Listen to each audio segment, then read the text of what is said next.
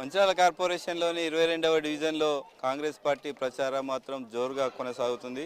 ఈరోజు మనం చూసుకోవచ్చు, ఇక్కడ ప్రచారం మాత్రం పెద్ద ఎత్తున కార్యకర్తలు ప్రజలతో మాత్రం ఇక్కడ భారీగా ప్రచారం జరుగుతుంది. మనతో పాటు ఇక్కడ 22వ డివిజన్ కార్పొరేటర్ అభ్యర్థి కంకనాల రోజా శ్యామ్ సుందర్ మనతో పాటు ఉన్నారు. చెప్పండి, ఎట్లా ఉంది ప్రచారానికి పోయినప్పుడు, ఏం సమస్యలు చెప్తున్నారు, మీరు గెలిస్తే ఏం చేయబోతున్నారు?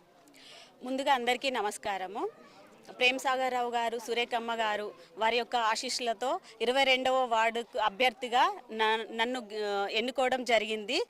దీనిలో భాగంగానే ఈరోజు మేము రాజీవ్ నగర్లో ప్రచారానికి వెళ్ళడం జరిగింది.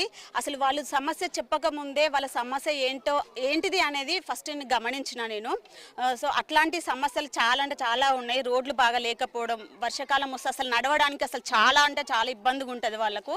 అసలు వాళ్ళు చెప్పలేదు, వాళ్ళు ఏంటిది, ఇది ఎట్లా నడుస్తున్నారు, ఏంటిది, నైట్ అయితే ఎట్లుంటున్నాయి, పాములు అనక ఏమనక ఏం కుట్టినా ఎట్లా ఏంటిది అనేసి నాకు అదొకటి మైండ్లో బాగా స్ట్రైక్ అయింది.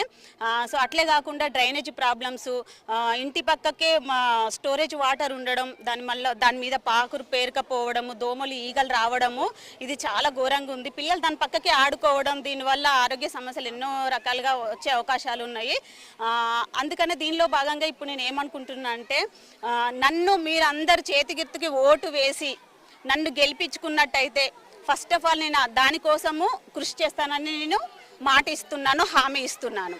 ప్రజలందరికీ, ఈ 22వ వార్డు సభ్యుల ప్రజలందరికీ ఎవరెవరికి ఏ ప్రాబ్లం ఉన్నా కానీ, ఎట్లాంటి సమస్య ఉన్నా కానీ నా దృష్టికి తీసుకువస్తే మాత్రం నేను వాళ్ళకి సేవ చేయడానికి ముందుకు వచ్చి సేవ చేస్తానని అనుకుంటున్నా. చెప్పండి, ఇక్కడ గతంలో ఉన్న బీఆర్ఎస్ పార్టీ నాయకులు అభివృద్ధి మేమే చేశాం, ఇప్పుడు ఖచ్చితంగా ఈ కార్పొరేషన్ల జెండా మేమే ఎగరేస్తామంటారు, ఏం చెప్తారు? నేను ఏం చెప్పదలుచుకున్నా అంటే, వాస్తవంగా కాంగ్రెస్ పార్టీకి సంబంధించిన విషయం ఏంటంటే, గత 10 సంవత్సరాల క్రితము వైఎస్ రాజశేఖర రెడ్డి ప్రభుత్వం, కాంగ్రెస్ ప్రభుత్వం ఉన్నప్పుడే ఇంటింటికి తెల్ల రేషన్ కార్డు ఇవ్వడం జరిగింది. మళ్ళీ 10 సంవత్సరాల కాలంలో ఒక్క ఇంటికి రేషన్ కార్డు ఇచ్చిన పాపాన పోలేదు బీఆర్ఎస్ పార్టీ. మళ్ళీ కాంగ్రెస్ ప్రభుత్వం వచ్చిన తర్వాత మళ్ళీ రేషన్ కార్డు ప్రవేశపెట్టింది. ఆ రేషన్ కార్డులు ఇచ్చి ఇవ్వడమే కాకుండా, రేషన్ కార్డులు ఎవరికైతే ఉన్నాయో వాళ్ళకి సన్న బియ్యం పోయడం జరుగుతుంది.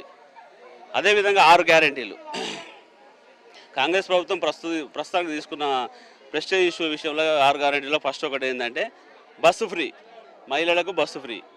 వాస్తవంగా అందరికీ బస్సు ఫ్రీ పెడుతున్నారు. అందరూ బస్సులలో పోతున్నారా ఫ్రీగా ఊర్లలోకి వెళ్తే. ఇది కాంగ్రెస్ పార్టీ తీసుకున్న ఫస్ట్. తర్వాత ఏంటంటే పెన్షన్స్. చాలామంది వృద్ధులకు కాంగ్రెస్ ప్రభుత్వం ఉన్నప్పుడే, వైఎస్ రాజశేఖర్ ఉన్నప్పుడే పెన్షన్లు ఇవ్వడం జరిగింది. తర్వాత బీఆర్ఎస్ ప్రభుత్వం వచ్చిన తర్వాత ఒక్కరికి పెన్షన్లు రాసిన పరిస్థితి లేదు. మళ్ళీ ఇప్పుడు కాంగ్రెస్ ప్రభుత్వం వచ్చిన తర్వాత పెన్షన్లు కానీ, అదేవిధంగా మహిళలకు 1500 నిరుద్యోగ వృత్తి కానీ, ఆ విధంగా 6 గ్యారెంటీలో భాగంగా ఇప్పుడు ముందుకు పోతున్నాం. ఇక్కడ ఎప్పుడూ లేని విధంగా అభివృద్ధి, బీఆర్ఎస్ మాజీ ఎమ్మెల్యే అభివృద్ధి చేసిన ఇప్పుడు ఎమ్మెల్యే ఏం చేయాలని కొన్ని ఆరోపణలు చేస్తున్నాం, దీన్ని మీరు ఏం చెప్తారు? దానికి నా సమాధానం ఒకటే. మా ఏరియాలో దాదాపు 50 సంవత్సరాల పైన అవుతుంది వేముల బస్తీ అనేది ఏర్పడి. మేము ప్రస్తుతానికి నా సొంత ఇంటి ముందర మోరీ లేదు, అంటే నాల లేదు. నేను వాస్తవంగా మేము అంటే తెలంగాణ నగర్కి వెళ్ళినాం ప్రచారానికి మార్నింగ్. ఫస్ట్ మా తెలంగాణ నగర్ ఏర్పడినప్పుడు అటు మెయిన్ రోడ్డు కచ్చా రోడ్డు మామూలుగా కంకరతోనే వేసి ఉండే. అది 10 సంవత్సరాల బీఆర్ఎస్ కాలంలో ₹1 దానికి వెచ్చించిన పరిస్థితి లేదు, పెట్టిన పరిస్థితి లేదు. మరి కాంగ్రెస్ ప్రభుత్వం వచ్చిన తర్వాత 2 సంవత్సరాల లోపలనే 3,20,00,000తోని ఫస్ట్ మెయిన్ రోడ్ అభివృద్ధి చేయడం జరిగింది ప్రేమ్ సాగర్ రావు గారు.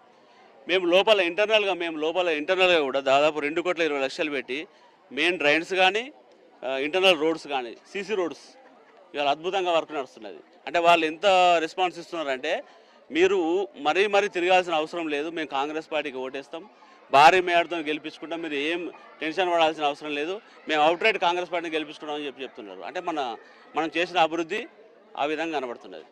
చివరిగా మీరు ఈ డివిజన్ ప్రజలకు ఏం చెప్తారు?